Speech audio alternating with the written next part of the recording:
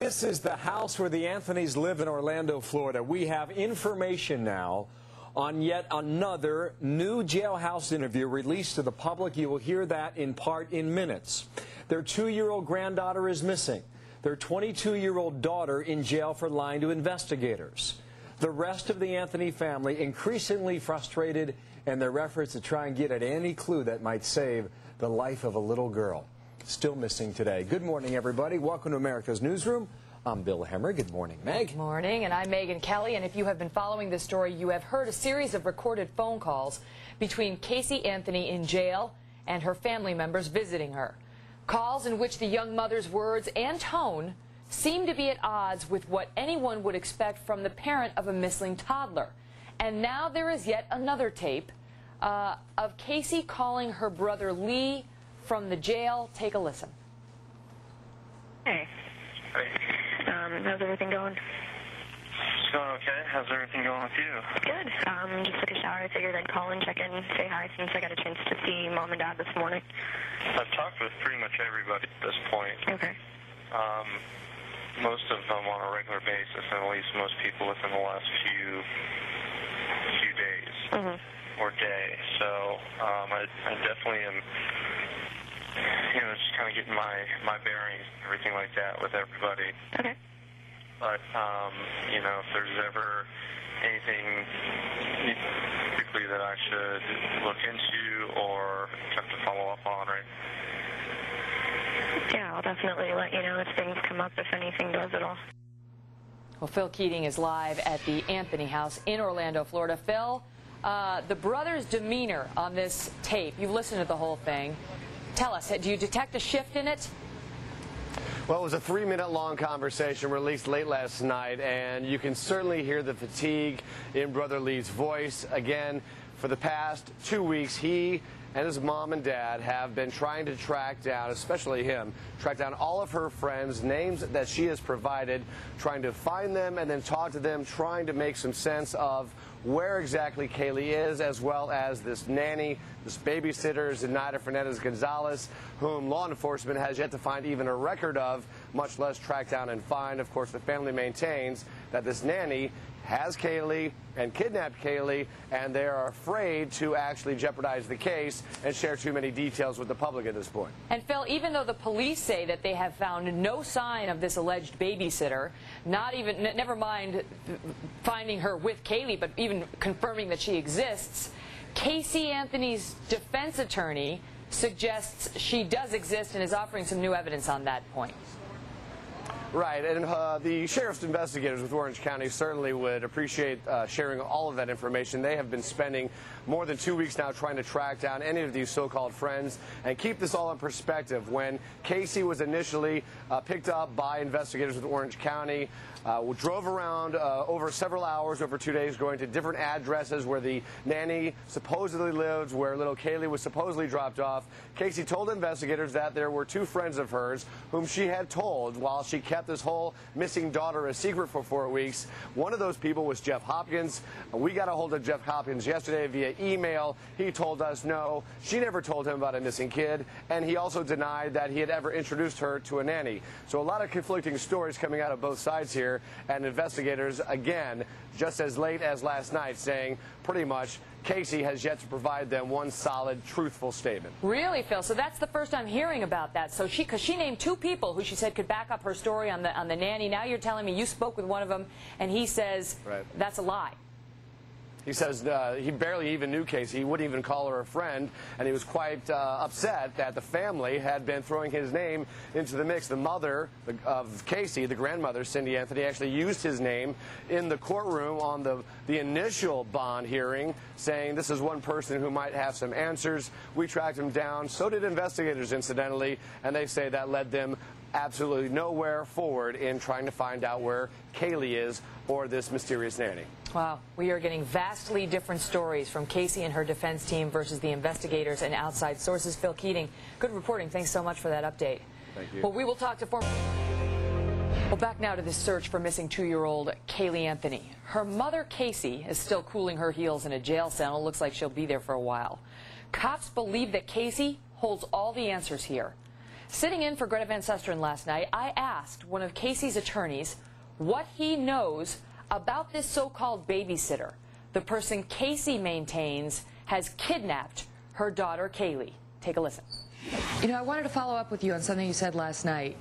You said that you have spoken with people who claim to have known this babysitter, who Casey says took Caylee. Who are those people? I'm giving that to law enforcement, Megan, and I want to give that to them, and we've tried to forward that to them and to let them do whatever they can. So I'm not trying to dodge the question, but I really need to give it to the proper authorities on that. Okay, and can you tell me, are those people who have actually laid eyes on the babysitter or actually spoken with the babysitter? Both. Since the time Caylee went missing? From whenever the babysitter came into the lives up until...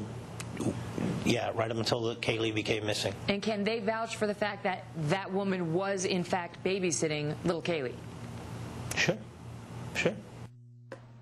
Well, joining us now is Wendy Murphy, former prosecutor and child advocate and author of And Justice for Some. Hi, Wendy. Good morning, Megan. All right, so this case continues to get more and more bizarre. Now you have the lawyer telling me last night that he has two people who can verify this babysitter's existence. We believe, although he didn't say it, that one of those people is this guy, Jeff Hopkins. Phil Keating just saying he's spoken with Jeff Hopkins, who says, I had nothing to do with this. I don't know who these people are. Unbelievable. Yeah, you know, Megan, I also noticed when you asked him a very simple question, he said, we tried to give it to law enforcement. I want to give the names to law enforcement. That's code for I am not giving this information to law enforcement until they give me something. I don't know what they're looking for, immunity, whatever kind of deal. I heard that in his voice. Two things struck me. One is he really doesn't have anything to give to law enforcement, or he's trying to get some kind of deal, maybe some kind of reduction. Maybe he knows something and he wants her to, you know, plead to some lesser offense, but in exchange for which he'll say where the body is and who these people are. That's what I heard in that non-answer to your very important and very simple question. And he's, by the way, these are the new pictures we just got in of Casey partying at this Club Fusion. Wendy, he's in an impossible position, is he not? Because he's trying to defend his client, but we know from investigators and really from Casey's own admissions that she as the judge put it, the truth and Casey Anthony are strangers. What is this lawyer supposed to do? How can he let her talk to the investigators? Well, you know, look, technically speaking, he can't and he shouldn't because she has a Fifth Amendment right to remain silent. But, you know, I've said this before, and it's a bit tongue-in-cheek, but I think once you give birth, if the crime involves your child, you got to give up your Fifth Amendment rights. Give up all your rights. Give your blood, give your DNA. Tell them anything they need to know because it's not about you. It's about your kid. I know that's not the constitutional way. He's got to do what he's doing, but I don't like gamesmanship either, and I don't like manipulation of the media. These are people, and with the help of counsel, it appears they are doing everything to make a mess of the evidence in this case. This woman has not told a single true statement to law enforcement since the beginning. In the meantime, she's indignant that they're not looking for her child, but she's not giving them any straight stories. Let me ask you, I got to ask you about these photos we're looking at because, Wendy, you know, we both spent a lot of time in the courtroom. I think these could be huge. I think these could be a huge exhibit in any trial against her because while there's the lawyer is now waffling on exactly when Caylee was missing and was she missing when these photos were taken or wasn't she, a DJ who works at that club came out and said yesterday to us at Fox, Caylee was missing at the time these photos were taken, and this was no job for Casey Anthony. She was there partying. I mean, am I wrong? Is that not going to be huge in a potential trial? Unbelievable and absolutely admissible. Now, does it prove she killed the child? No. But does it prove she didn't care that the child was gone and potentially dead? Absolutely. What kind of mother doesn't care that their child is missing? Oh, I don't know, maybe the one who killed her or sold her for drugs or sold her into some porn industry. Who knows why?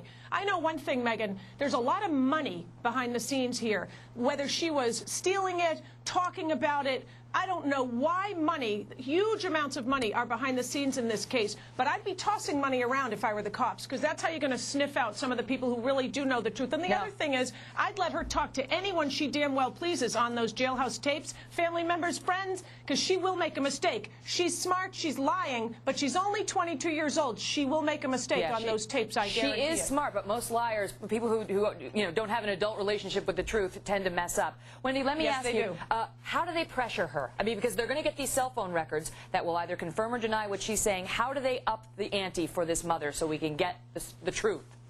Well, one thing I would do, and we may well be watching that come about pretty soon, is I'd consider bringing charges against her family members, potentially her mother. She's obviously not telling the entire truth either. Remember, in the beginning, she was talking about how she smelled death in the car, her daughter stole her money.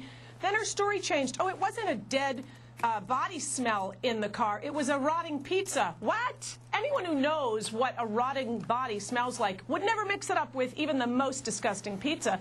Why did she change her story? If I wanted to pressure the mom, I would start squeezing this grandmother, potentially even locking her up the way they've locked the mom up for lying, for obstructing justice. Start locking up other family members. Then maybe she'll find enough guilt inside. She'll feel that pressure to tell the truth. But I don't know if she has a conscience, Megan. Frankly, if you can kill your kid, you might not have a conscience enough to care about your own mother being locked up. The mystery continues. Wendy Murphy, thanks so much. In a moment.